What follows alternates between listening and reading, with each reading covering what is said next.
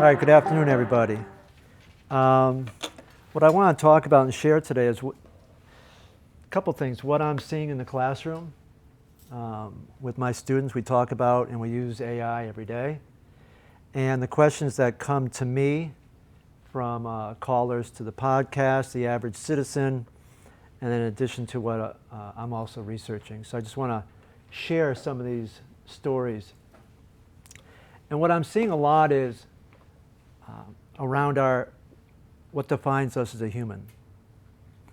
And I myself, I use AI every day, but it works the best for me when I'm in charge of it and it's not in charge of me. We talk about it in class as if it's employee number 5. It's just another member of the team. It gives us additional productivity at times. It gives us some ideas to think about. And then we double check like we would anybody's work. Usually it's great.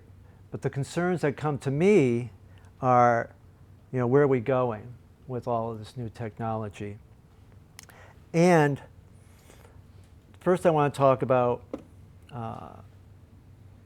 probably since this is the first time over the last several hundred years where our rights that were created in the analog world are now being pushed beyond what we as humans had originally defined. What's a human right? What's a property right? What's your legal rights? They were all developed in the analog world. And we haven't yet figured out how to deal with it in the digital world, which AI is really pushing the limits on. And so that's what I want to discuss today a little bit.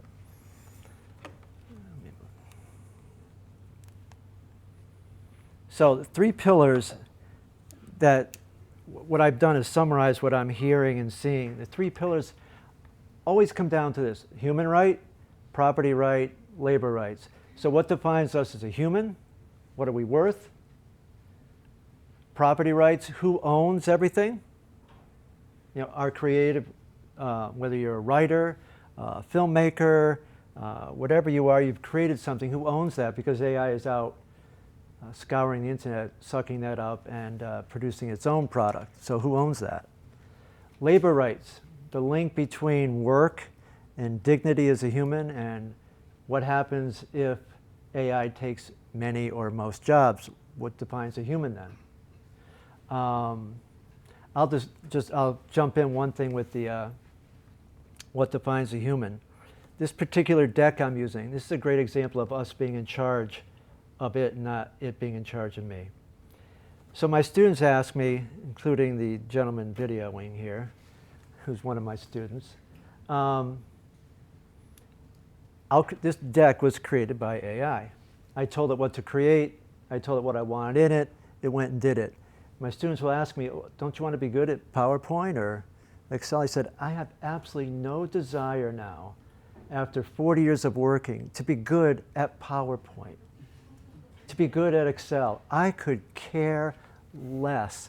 And the story I gave my students was a story. I was at the beginning of the digital revolution in the 90s when the internet came out, and I was installing email for an executive. He was probably in his mid-60s, my age now. And I was installing email and Word and Excel and PowerPoint on his computer in his executive suite. And I called him over as a young 30-something-year-old and said, can I help you? I'm going to help you learn these products now that I've installed them. And he said to me, and I thought he was a dinosaur, but he was actually, I look back now and he was brilliant. He said, John, I don't want you to teach me these things. I don't want to know how to do Excel or PowerPoint or Word or email. I said, yeah, but this is going to make you more productive. He goes, no, it's not. These are tools. I want to lead. I want to free up my time to be a strategic leader of this company. I want to take care of my employees. I want to think about where we can do better. I don't want to learn tools. And that is where I'm at with AI right now, is that it's helping us in the classroom or in my job. Putting this deck together, the pieces of it, took 20 minutes instead of 4 hours, which I could free up to give back to Alex and my students, etc. That's the part of me being in charge of AI that I love. All right, human rights. What defines a person? Well, that's under question right now. What defines who we are, who influences our thinking. Our first, as an example, our first interaction with AI was social media. It was like AI elementary school. The algorithm around social media didn't go so well. It's influencing young people. We can look at TikTok right now, etc. We all know the stories.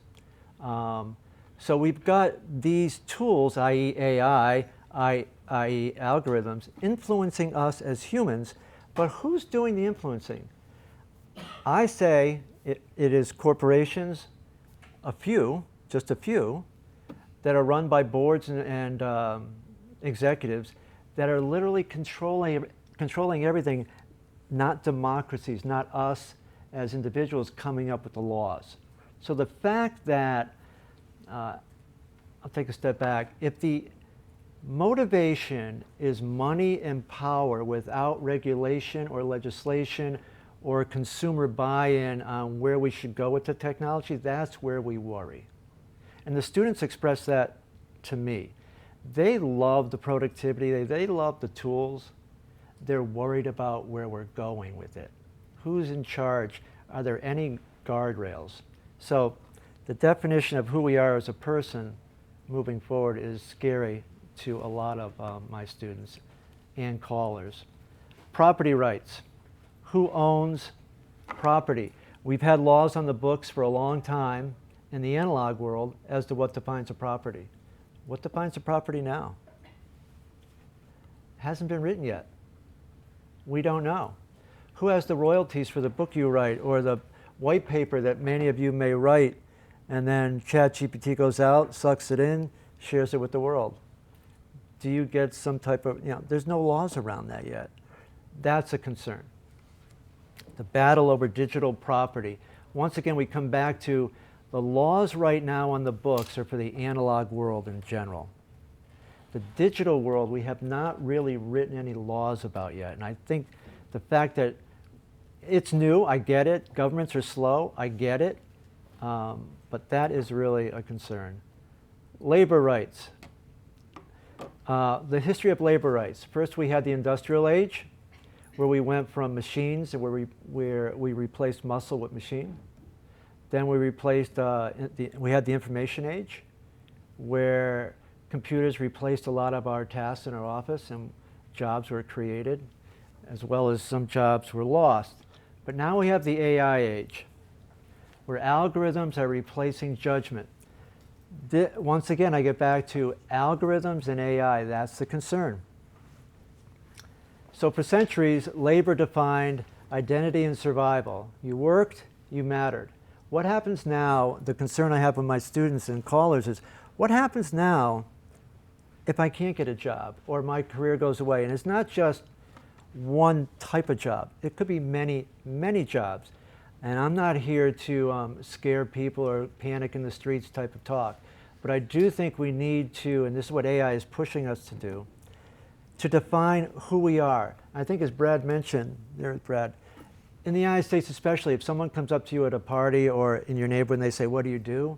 Americans tend to say, oh, I'm a teacher, I'm a lawyer, I'm an accountant, I'm a mechanic, I'm a plumber. Whereas in other parts of the world they might say, oh, I like to hike, I like to surf, I like to go for walks. They define themselves as what they are as a human, whereas many people in America define ourselves by what we do. Well, what happens if a lot of what we do is changed? That's going to push us to look inside of ourselves. I talk about this all the time. Who is John Murphy? Besides teaching and speaking, who am I? What am I about? What do I care about? Those are topics it's going to force us to look at. In addition, we're going to have conversations like universal basic income. Those conversations are going to have to start, whether we like it or not. A society cannot exist if more than X percent of, if we had an economist here, he could tell me the numbers, but if X percent of a population is underemployed or out of work, it usually doesn't go well. We can look throughout history on that. So how do we handle that? So AI, again, is pushing us to face some questions we've really previously not addressed.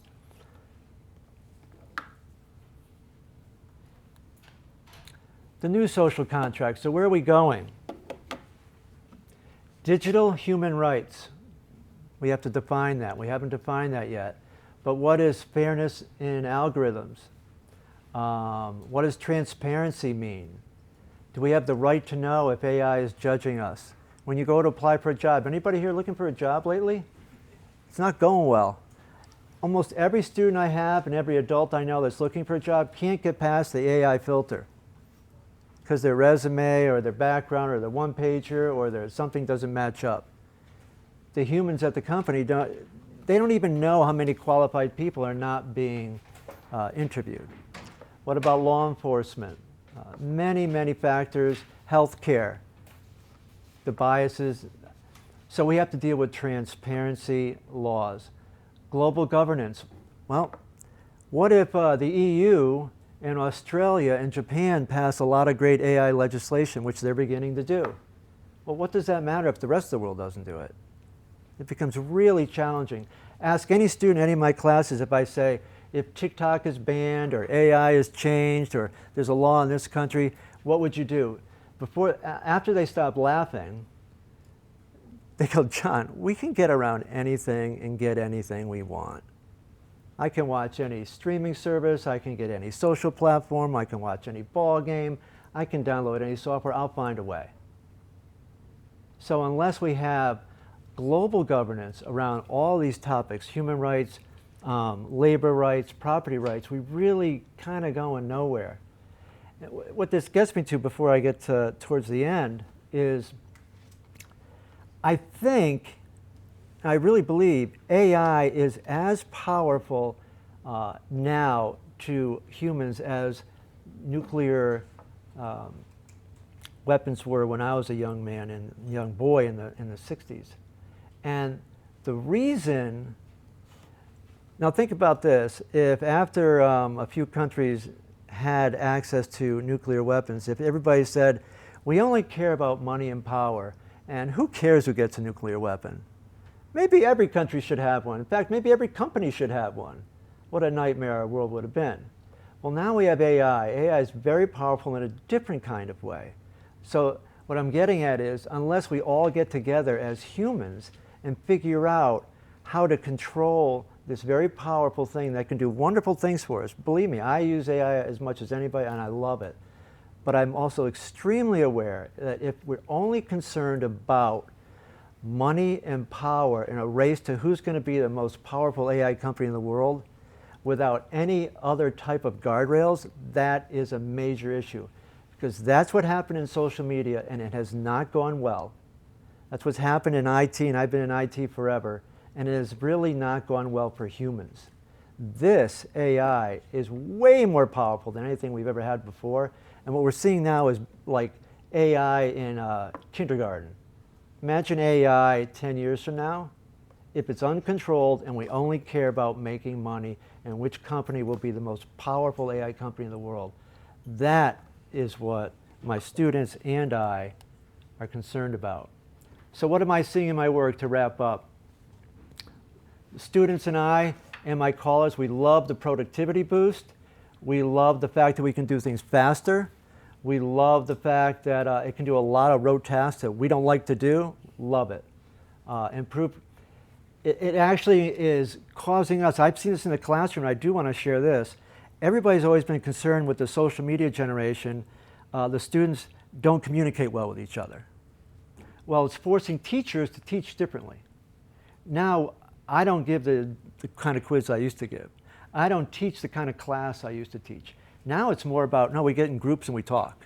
There's a lot more critical thinking skills that are required, a lot more oral presentations, a lot more socialization. So we're kind of teaching differently, and I'm seeing that the students actually like that.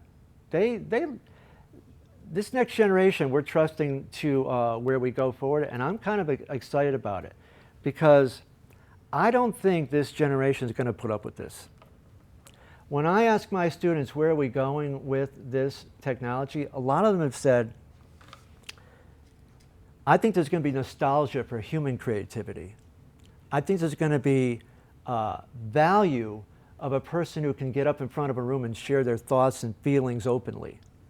I think there's going to be value on leadership and creativity. And that is what defines being human. But in order for that to work, which is a wonderful thing and that's what we're all hoping for, there's got to be some guardrails on this machine called AI. And that's where their concern is. And I don't think they're going to put up with it much longer. So I do see a global AI rights movement because we're starting to see things like put the phone down for a day, don't get on your smartphone for a day, what's it like to socialize with your fellow students for a day. They love their technology, don't get me wrong, but they're also seeing, it's not really working out 24/7 like we hoped, and we need to start talking to each other directly as people. So I am seeing students starting to talk about they're not going to put up with 4 corporations owning AI, deciding what the algorithm looks like, deciding who's the richest and most powerful without a say in the game. So I'm really optimistic that the coming generation I'm excited about teaching them. I can't wait till the day I retire and I watch them lead with what they know, because I think they're very aware of what's going on. They grew up with it. They care about protecting each other, and they care about justice a lot more than we give them credit for. So, to wrap up, the Enlightenment period of the last several hundred years gave us human rights. The AI age is going to test whether we can keep them and expand them into the next generation, which is digital rights for humans. And that's all I have.